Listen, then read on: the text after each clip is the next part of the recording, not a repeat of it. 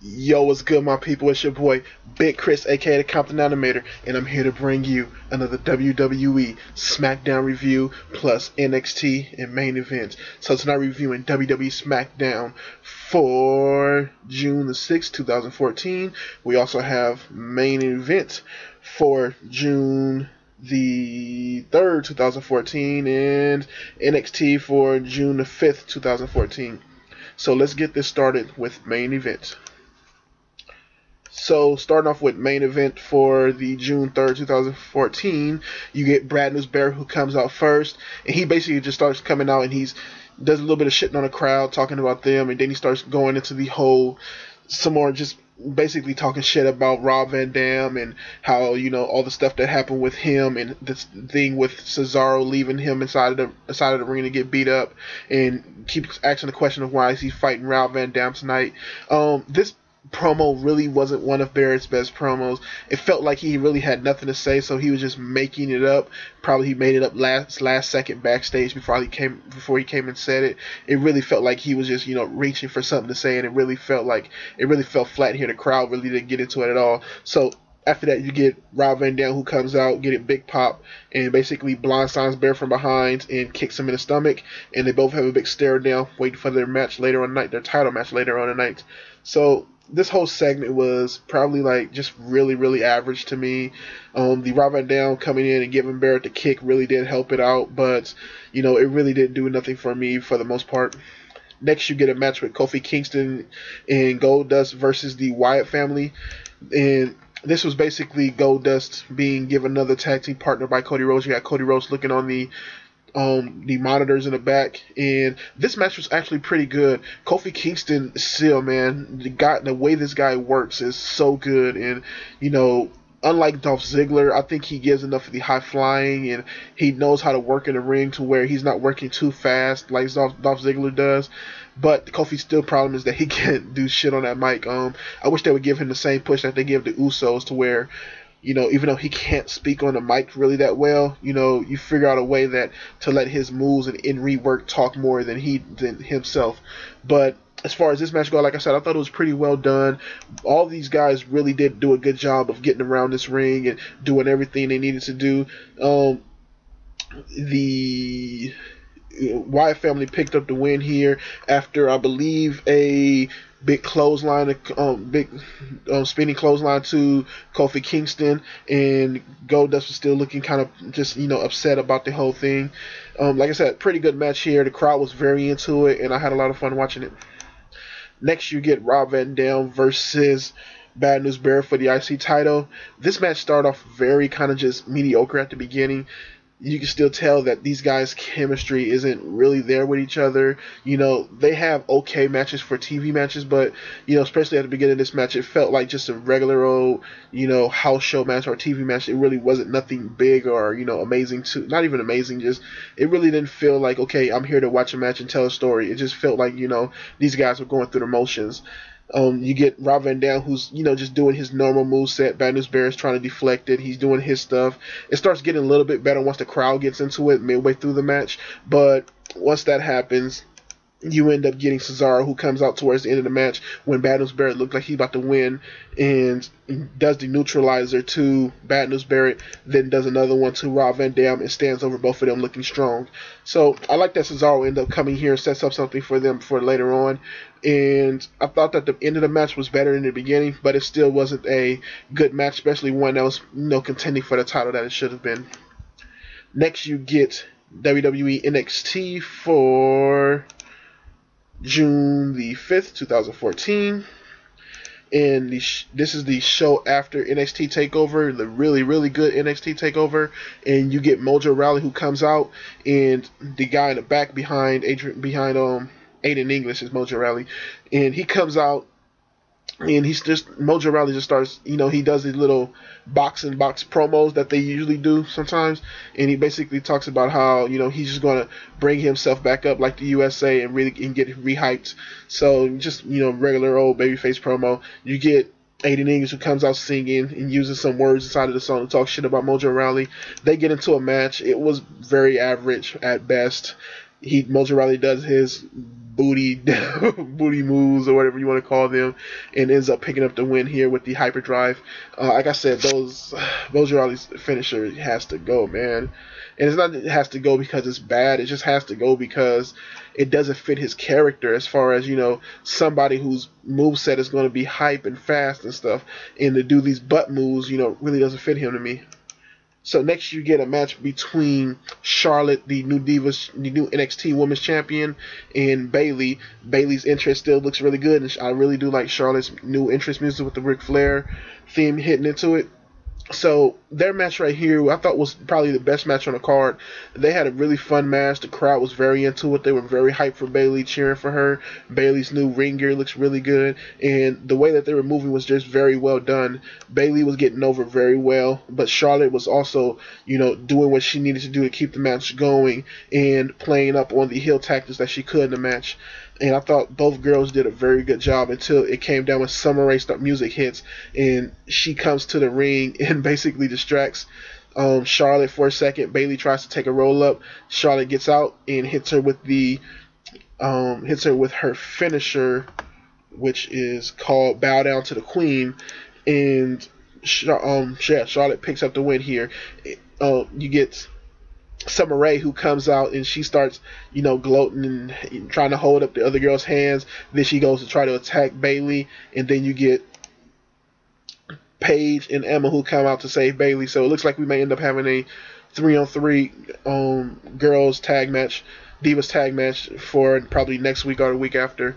But I really did like the segments and just the way Bayley looked when Paige was helping her up. I just love how Bayley stays in character at all time, and it's very good. And also after the match, you get in the backstage, you get Summer Rae, who, hold on one second. Had to take some water. You get Summer Rae, who goes on and just starts talking about how she's back. She's been in Hollywood. She's been on Raw and SmackDown, and now she's back to be with her girls and to lead the group again. Charlotte's kind of mad because she was doing a lot of work of leading the group and becoming champion. So, it looks like we may end up getting some conflict between all three girls, plus some more stuff with Bayley and Paige and Emma, which I'm happy that, even though it kind of messes up the whole story of Paige not being able to come there every other time. I'm happy Paige is back on NXT because it's just not working for her right now in the WWE, and it's you can tell it's kind of too early because they don't know what to fully do with her character yet. So I'm just happy she's back here doing her thing. And next you get a match with, what's the dude's names? You get a match with Jason Jordan and Tyson Dillinger, one of the new tag teams, and they're facing Philip Gorgie and Stuart Cumberland. So they all sound like a bunch of nobodies, but Jason Jordan and Ty Dillinger is the new tag team that the NXT is bringing out. These guys put on an average match right here. It was really nothing special about them. I think their last match that they put on was a lot better. It had, just more hard-hitting moves here. Right here, it just felt like they were going through the motions and, trying to still figure out what to do. Hopefully they can. You got some people that was chanting, I think, World's Greatest Tag Team to them because they looked like the World's Greatest Tag Team with Shelton Benjamin and them. And it's very interesting to see where they're going to go with them. They Tyson Dillinger and Jason Jordan pick up the win here over these. The other side was just nobody's as well. But like I said, it was a pretty average match. Nothing really here. Next, you get Tyler Breeze, who comes out, and Tyler Breeze does his own little introduction, says about how he is the #1 contender for the NXT title and he can go after it anytime. Then he debuts his music video, which is just for his new theme song, and it is just goofy as all hell. It's basically him in the studio singing his own song and taking selfies and just showing his modeling pictures and stuff. So it was pretty funny for what it was. Hopefully they can bring more of this onto the TV and let us see more from Tyler Breeze. I really do like this character, especially as a heel. He's doing really good. So next you get a match with Adrian Neville versus Justin Gabriel. This match right here was okay. Justin, like I've been saying for a minute, Justin Gabriel really doesn't have a set character to him. So when he wrestles, it doesn't really feel, fully fleshed out like how you did with Tyson Kidd, where his, matches feel a lot more fleshed out because Tyson Kidd understands his character and understands his moveset. It feels like Justin Gabriel still fishing for who he is. You can tell that by his constant, ring gear changes and his constant changes to his look because, he doesn't really know what his style is and what he thinks is going to get over. This match right here, like I said, was an okay match. If you were looking for some high flying and, some okay, acrobatic moves, then, look here and I think you'll like it. Both guys get some okay moves off on here. The crowd really wasn't too much into it, even when they were doing these big kicks and big dives onto each other. It really didn't make them pop really good. The only thing that really made them pop the whole night was Bayley and the other NXT divas. But it ends up going down this match where Adrian Neville goes and hits this diving kick into Justin Gabriel and then gets him into the other side and does his red arrow and picks up the win. Non-title match, so he gets a win here. Like I said, okay match. Nothing much to it. The better thing came after the match where you get Tyson Kidd who comes out and he just starts going on about how he's sorry for kind of dismissing Adrian Neville at the end of their match at TakeOver and, for his anger that he showed and he wants another match and he's, looking to the goodness of Adrian Neville's heart to see if he can get another match out of him. And it kind of feels like they're treading water back, retreading on his whole idea of a heel turn. But to me, it kind of looks like that they're not doing it. They're just actually playing him up to be, that he's going to have to be sympathetic for a minute. Then he's going to do some heelish stuff next time they have a match. So I'm very interested to see what they do with this, as far as, whether or not it really is him, either treading back to say, okay, I'm going to do some babyface stuff, or is he really going to use this to create a more heel reaction and maybe even take the belt off of Adrian Neville or, do something to get into another match, do something with their next match with Adrian Neville that's going to push him more to the heel side. So he even did the little fact thing here at the inside of this promo. So I was very interested in this, and hopefully we can get something good out of it.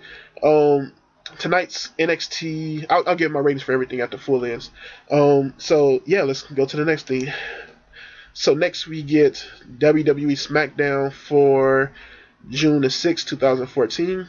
The show kicks off with Triple H, who comes out with Seth Rollins, and Triple H just start going on about how, I don't want to, basically he was saying, I don't want to say I told you so, but I told you so. I had a plan. Everybody wondered what it was, and this is what it was. He starts going on about how great Seth Rollins is. You get the announcers who start going on about how Seth Rollins was the architect of the Shield, and he basically, Triple H also starts going on how Seth Rollins basically built the Shield and he planned everything that they did, and now Seth Rollins is moving on to somewhere else to joining him, and Seth Rollins is the type of person that adapts. Seth Rollins gets on mic and he basically says, no one needs to know why I did what I did. Only person that needs to know is me. So he really kind of, didn't really give us any type of hint of why he changed on his brothers of the Shield and why he did what he did. But it sounds like they may end up saving that for Raw, and they just wanted to bring him out here on SmackDown to, get him out there. And I thought this promo segment was okay. I really did wish that they would have gave him more hints as to why he did it here and, play up to it more. But it was okay for what this was. What really was really good here was when Dolph Ziggler came out. And you get Ziggler who goes, he kind of says, I may get buried for this, and I may get beat up for this, and get pushed down further to the totem pole, and, get in trouble for what I'm about to say. But he goes on to talk about how Seth Rollins is a sellout, and, doing what he did by betraying on his brothers is probably the lowest common denominator of a thing you can do in the WWE. So I really did like how Dolph Ziggler came out here and basically just put down Seth Rollins for doing the things that he did, and just basically saying how fucked up it is what Seth Rollins did. I thought this was a really good promo by Ziggler, and you get Triple H who gets back on the mic and says, you know what, yeah, you're going to get beat down for this, and you got a match with Seth Rollins next. And these two going to put on a really good match here. Ziggler does what Ziggler does and comes out and lays those moves out, and he really did have somebody who can hang with him and Seth Rollins and that can do his own thing. Seth Rollins did a nice job here of changing up his move style a little bit to more strikes, more, just these sinister looking holds and stuff, and just, incorporating more of the whole idea of what he's, setting up for his heel turn here. And I really did like this. You get Dolph Ziggler, who starts getting more on towards the end of the match, hits a famouser, drops Seth Rollins off the top rope, but Seth Rollins ends up taking him, look like he's going to go for a power bomb, and throws him into the turnbuckle, and then gets him with the curve stomp and picks up the win here. This match was pretty good. You had Triple H, who stood on the outside the whole time, basically acting as a manager, which I like that phase for him right now, to let Randy Orton and Seth Rollins do more of the fighting, and Triple H step back and act as a manager until it's time for him to go again. And so, yeah, I thought this was a pretty good match here. Really fun to watch. And next you get the Usos versus Ryback. Basically a match that, lets the Ryback use all the wins that they set up with to feed it to the Usos. The Usos pick up the win here with the super kick and the splash. And like I said, it's basically, a way to give the Usos some pop after losing to the Wyatt family. Ryback had a lot of wins under their belt in recent days. So, take one away from them to build yourself up. I thought this match was okay. Next, you get Alexander Rusev. He comes out wearing a little star chain or star medallion that he got last on Monday Night Raw. And you get Xavier Woods, who comes out dressed like, what's the dude's name from Rocky? The black dude from Rocky, Creed or whatever his name is. And Apollo Creed. He comes out dressed like Apollo Creed, going to American music, and basically gets squashed by Rusev again. Yeah. I'm really wondering what they're going to do with Rusev. Rusev picks up the win here, but you could have probably done something with Woods here and showed that, he's been training or something like that to get up into a fight with Rusev, but it was really nothing here. Just more of them building up the character of Rusev off of other guys. Next, you get Paul Heyman, who comes out, enters Cesaro, does his little Brock Lesnar thing, and you get Cesaro versus RVD versus Barrett for the IC title in a triple threat match. This match was pretty chill. Cesaro did his thing, Van Dam did his thing, and they all came out here and did exactly what they needed to do. The crowd was very much into it. I was pretty into it. It wasn't a really great triple threat match, but as far as one in the middle of the show, I thought it was pretty good here, and it kept the show going. Cesaro really did do a good job of, basically leading this match, putting in more of the moves, hitting more of the pins and stuff, and it comes down to where Rob Van Dam goes for Wade Barrett ends up kicking Cesaro off the edge of the ropes. Then Rob Van Dam hits a 5-star frog splash onto Cesaro. Rob Van Dam gets up and eats a Bad News bull hammer, and Bad News picks up the win here.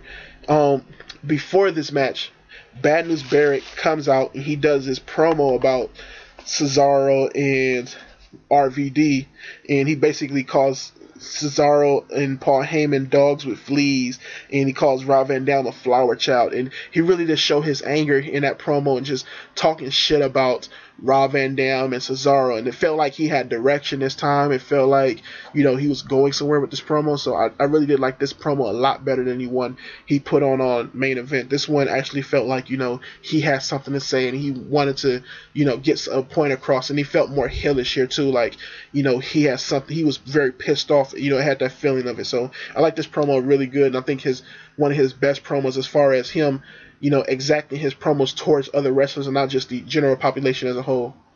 And yeah, Bad News Barrett picks up the win here and keeps his IC title. Let's see what he does from there. So next you get Bray Wyatt, who comes out and he's basically saying he's been redeemed, he's returning, and now this is his redemption. He says how being locked inside those boxes made him realize something, and he's going to go from here. So I'm interested to see what Bray Wyatt's going to do in the future. Really nothing to this promo, just him saying he's back. Next, you get a match with Alicia Fox versus Natalya. This is an interesting match. Both of these girls went out there and they just tried to do the best that they could to just make this match very fun. They was given an okay amount of time here, not as much as they needed, but you know, Natalya and Alicia Fox can work very well in the ring, and they did what they needed to do. The best part of this was Alicia Fox and her just craziness. She starts growling at Natalya from the outside of the ring and, trying to get her to stay back and stuff and, to get herself back into the ring and just doing all the crazy stuff to her. She was yelling at her while they was in holds and stuff and just, saying sorry to the ref when she did something wrong, just doing a bunch of goofy stuff here, and I thought it was pretty fun. Natalya ends up picking up the win after I think she dived on her or something like that, and picks up the win. So Alicia Fox starts going crazy and slapping the mats and just going into a temper tantrum, then gets inside of Lillian Garcia's face and just starts yelling at her, asking who ring the bell, and just getting in the face of everybody else. And then they play her music and she just runs out crazy. You get Michael Cole and JBL on commentary just, having fun with it. I thought this was a pretty good Diva segment. I hope that they can figure out a path for not only Alicia Fox but also Natalya, two girls who really are very good at what they do. These girls need to figure out a path for them and something that they can do. On Superstars, they showed something that went down with Cameron and Paige that I thought was okay. So, they have a little bit of talent there. You're not going to get a good match out of Cameron, but, especially with Paige, you can have something else to help build her up, and Cameron can play heel because she can, at least talk her bullshit. So I'm interested to see what they're going to go with the Divas from here. It still feels like they just have no direction and that they're just going with the flow. Next, you get Bo Dallas, who comes out, and he's having a match with Santino Marella, and he just basically does his whole thing of telling the crowd to believe. It was nothing to that intro promo. And you get Santino, who comes out with Emma, just looking goofy as ever. They're showing pics of him because he has kind of the Batista face now with the whole beard and hair and stuff, and they showed him pictures of him on the website with his glasses on and the suit on, looking like Batista. But this match right here was pretty interesting. You get the normal moves from Bo Dallas where he does the hip toss and he where he does his little toss and he starts running around the ring chanting, "Yes, I'm winning, I'm winning." And then you get Santino Marella, who does the same move and runs around the ring saying, doing his little horn thing. And this kind of pisses Bo Dallas off. And this was what the interesting part was, watching Bo Dallas get angry in this match and how he just basically took that as a personal thing, did his finisher. He has a couple of good moves here, and just was pissed off during the whole thing. Really kind of like, had the look of, what the fuck, don't do what I'm doing kind of. And I like the way they showed this change in character for him. And this is some of the stuff that we saw down at NXT that I was really hoping that, they showed into this. And it really did push a little bit more of a heel aspect onto him. I thought this match was okay. And it's always fun to see Santino lose every now and then. So, I thought this was okay. And it did exactly what it needed to do. After the match, you get Bo Dallas, who calls Emma after he kind of straightens himself up. And he calls Emma and tell her that Santino's going to, what do you say? Losing is not everything, and losing is not the only thing. He can build back from it, and he can leave and win again, I guess. So yeah, it was an okay match here, and I was more interested in the character stuff that was going on with Bo Dallas and Santino. Next, you get your final match with Big Show versus Randy Orton. Backstage, earlier in the night, you get Orton, you get Triple H and Seth Rollins, who are walking in the back. Orton shows up, and he basically tells Seth Rollins, "Welcome to the dark side," and Seth goes, "I've never left." So that was a pretty interesting and funny little part. And then you get Big Show, who comes out and basically does the same thing as Dolph Ziggler and says, "You should be ashamed of yourself, Seth, for betraying your brothers," and yada yada yada, stuff like that. Triple H is there, and he just basically laughing in Big Show's face, and he sets up this match for the night. Seth Rollins got in Big Show's face during that segment too, and just a pretty chill interaction between all those guys, and Big Show acting furious about it. They had another backstage segment in the middle of the show for Big Show and one for Randy Orton. Basically, both of them talking about how they're gonna whoop each other's ass. Big Show kind of led more of his on the fact that the stuff that happened with Seth Rollins and stuff, and he started telling the story about being a little kid and being bullied until one day he catch one of the guys by themselves and he punches them with his fist. And then you get Randy Orton, who's telling his other story of, just basically the Shield, the evolution adapting, and now he got a better chance of doing what he needs to do. So I thought this was a pretty interesting promo from both guys and pretty interesting setup to this match. And you get the match, and it's basically, Big Show and Randy Orton doing their thing. Nothing new to this match. Big Show doing his slabs and his, side slams. Randy Orton doing his moveset. I thought it was done well, and their chemistry with each other was all right here. The better part is also Triple H was outside on this match, and just Triple H is really looking dapper as hell these days. But the best part of this match came towards the end where Big Show hits Randy Orton with a spear. It looks like Big Show's about to pick up the win.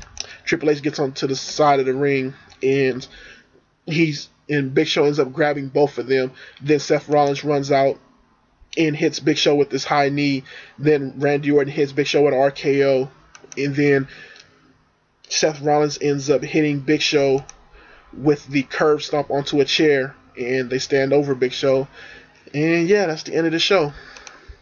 So, as far as all three shows, starting off with Main Event, I thought Main Event was pretty lackluster, especially with the Bad News Barrett stuff and the Rob Van Dam whole thing. I thought the thing that saved it from being bad was the, what's this called? The Wyatt family versus Goldust and Kofi Kingston match. I thought that was a pretty fun match, but everything else was pretty mediocre, so I'll give it a C-. Next, NXT. I thought this was kind of a, not as good of a way to come up after your paper or your special that you had last week. The Diva stuff was pretty good. The Adrian Neville ending was pretty interesting, but the stuff with Mojo, the stuff with the tag team just felt mediocre to me. I would give that another C-. And the Smackdown for tonight, I thought that was actually pretty fun to watch. The stuff with Ziggler and Seth Rollins and Triple H was very fun. The stuff with Big Show and Randy and the whole Evolution guys was pretty fun. And I thought that they did a lot better job of bringing back up the pace of everything with the IC title match in the triple threat match, and having Paul Heyman on commentary really did keep that match up. Everything else, like the Diva stuff with Alicia Fox, I thought that was cool. So I would give tonight's SmackDown a B. I thought they did a pretty good job of doing exactly what they needed to do to, not only further on storylines, but keep, some stuff relevant for the whole shows. So yeah, like, comment, subscribe, hit me up in the comments or my contacts. That's what I'm going to say, contacts down below. I'm on Instagram now, so you can find me there. I have Tumblr and everything else. Find me on Facebook at Christopher Wallace. And thank you for watching. Peace.